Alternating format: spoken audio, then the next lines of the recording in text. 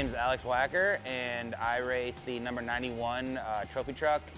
Last year we raced in the Martelli Brothers Unlimited Off-Road Series, and we ended up getting second overall in our class at the end of the year. Doing that for right now, and eventually we will be moving into the Camburg four-wheel drive new trophy truck that they're going to be building for me. So off-road rating started for me when I very infamously jumped my Raptor on now YouTube. After that, everybody that I knew basically told me, like, hey, if you're gonna do dumb stuff like this, you need to probably do it in a safer fashion. Oh my God!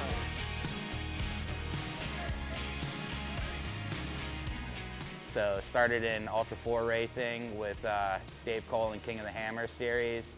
Had pretty good success there, and then in 2020 we moved on to the Best in the Desert series at the time, and was racing at the time my 2015 Camburg 6100 truck.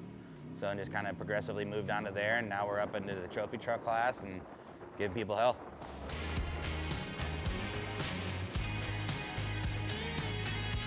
Learning curve was, honestly, it's a lot different than trying to race for tenths and hundreds of seconds. So in off-road racing, the course is constantly different. It's constantly changing, the terrain's different. Your line from lap 1 to lap 3 is completely different. It's definitely something where you have to learn to be able to read the terrain, figure out your throttle, learn how your suspension's feeling. The trucks that Camburg builds are amazing, so it's one of those situations where I don't have a lot of steep curves to go through. It came pretty naturally. It's just trying to put all the pieces together and do a smooth race where you come through in the end, because to finish first you must finish is a really good philosophy, because there's a lot of carnage out there. All the pieces are finally starting to click together, so I'm starting to have it be an issue for other people if I'm showing up at the races, which I was hoping to do. So you and your co-driver are just in there, there's nobody else around you, and it's just, it's a surreal experience, because you're one with the truck, you're literally belted in, everything the truck feels, you feel. You're going anywhere from 30 miles per hour to 140 miles per hour in a vehicle that is probably one of the most capable machines out there in the world, where you can go on pavement, you can go on dirt, you can go through water. It's just, you get like this scenic view at high speeds, but it's just, it's an experience that I probably you couldn't pay anybody to do it the right way. It's just, it's awesome, and it's something everybody should experience in one way or another in their life.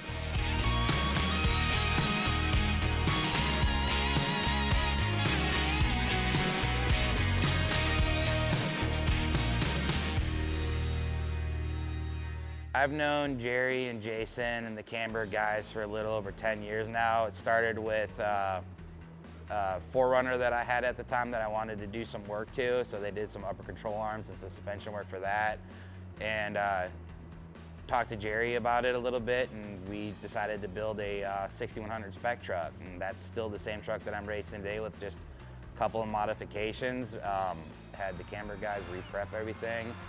They helped out a bunch throughout the years and making sure that the truck was up and running and getting me the success that I've had. So yeah, it's been a long-standing relationship with them.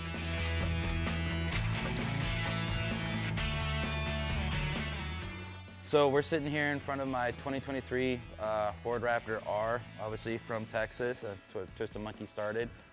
Having Camburg guys put a long travel suspension onto the truck. It is going to, like I said, be used for pre-running / as a chase race kind of a truck. So they'll be ending up putting in spare tire carriers in the back, but also still have enough room in the back for storage for at least 1 or 2 pit boxes, so that way we can carry fluids, rags, spare parts, anything that we need for the race truck in it. But also at the same time, when we're pre-running, it can still hold all the stuff that we need to do just in case there is any misfortunes that happen out on pre-running. Flat tires are a very common thing when you go pre-running. We have the King shocks that we have in the truck right here that will be, I believe they're 4 O's in the back and 3 O's in the front. So suspension-wise, we're just figuring out if we're going to be doing 16 or 18 inches of suspension on the rear. Cage is basically one of the last things in the back for all the suspension components to bolt up and go through the actual bed frame that we're going to be cutting out of it. In this regard, like I said, this is probably the most extreme Raptor that they've built so far.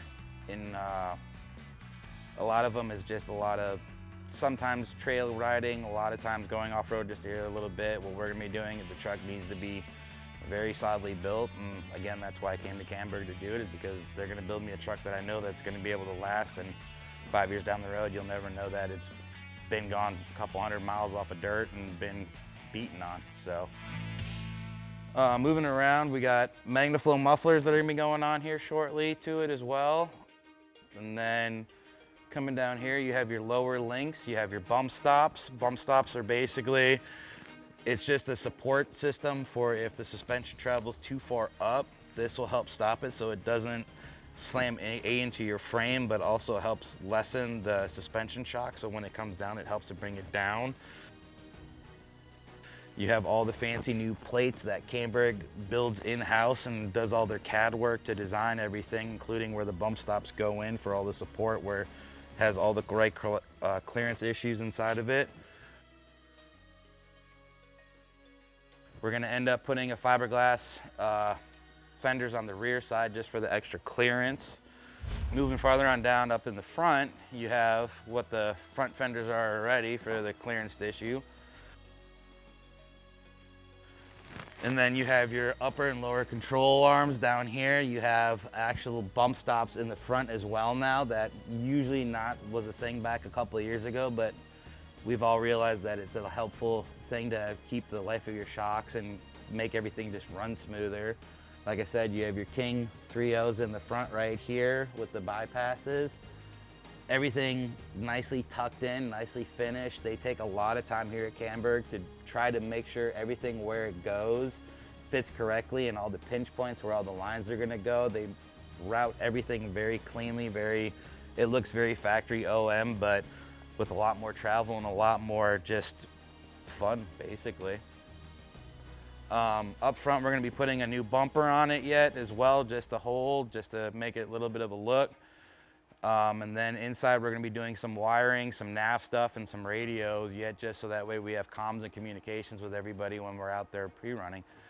So really excited to hear what it sounds with the new mufflers on it. I've heard a couple of MagnaFlow mufflers on them before, and they sound they're healthy sounding. They sound really good, so excited about that. And we'll get it all wrapped up here hopefully in the next month and a half to 2 months or so. So excited to go out and take it on a spin, and hopefully you guys are there and all go for a ride on it. So yeah, excited about it.